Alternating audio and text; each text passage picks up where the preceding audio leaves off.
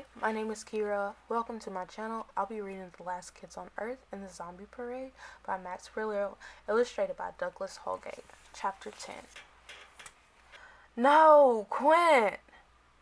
His face is pale, and there are dark circles beneath his eyes. It's been fun, friend, he says. He coughs twice. Tell the world our story. There's an aching in the back of my throat. My stomach rolls as I look down at the injury, expecting to see something bloody and awful. A razor-sharp quill slicing through my best friend, but I see none of that. Tears, real tears, well up behind my eyeballs.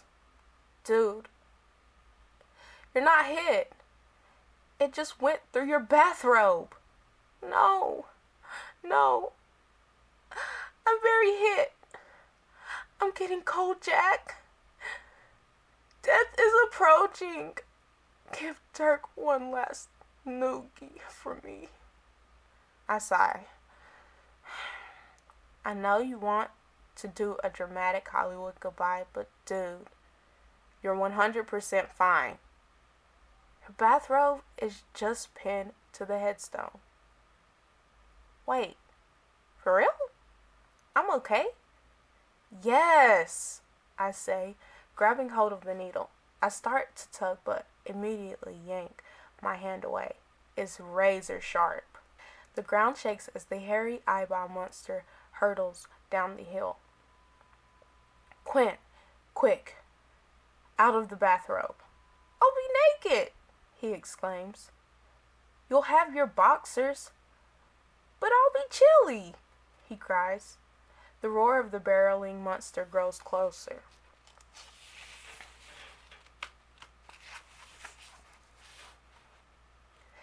Chilly or dead, Quint?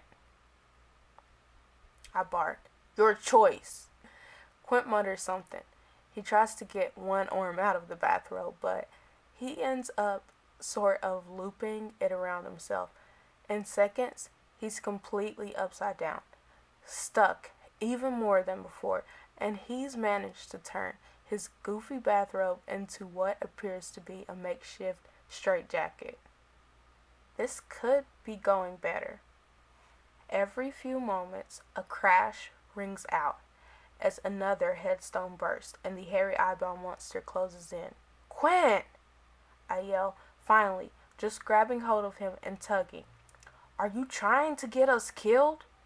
He is so tangled in the bathrobe that the whole thing just ends up getting sliced to pieces as I yank him to his feet.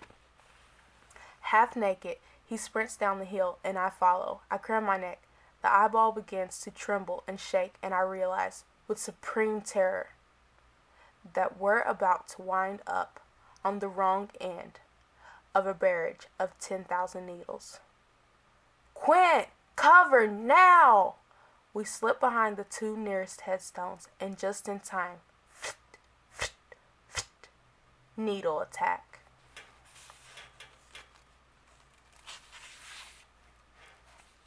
Needles pepper our little tombstone defenses. The cement cracks and breaks and crumbles. I feel like I'm in some video game with the world's most poorly designed cover system, like not Uncharted. Something cruddy. What do we do? Quint hollers. Off the top of my head, maybe, leave? As soon as it stops shooting? But the zombie parade, Quint cries. I must know more. Quint, I'm not dying in a cemetery. It's too fitting, too perfect. Fine, Quint says. But if it is a Pied Piper thing, the streaking will occur again. And next time, we will track down the source. Sure, fine, deal, I shout, assuming we get out of here alive. Finally, the barrage of needles stops. I peek around the side. My tombstone cover is cracked, and the stone is filled with needles. The hairy eyeball monster is bald now. Its needles have all been launched. It reminds me of one of those creepy, hairless cats, but instead of skin, it's made of, like, eyeball covering. It's like the hairless eyeball monster.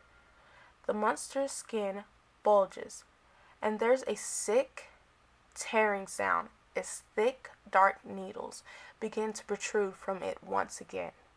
The beast howls in what I can only guess is pain as the quills begin to pop and poke through its membraney hide. It's reloading, I say as I pop up and grab Quinn. Now's our chance.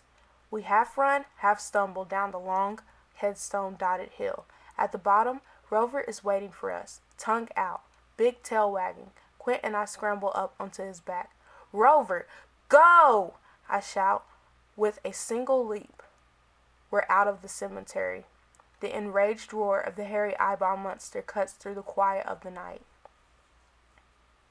I hate hairy eyeball monsters, and I hate the cold.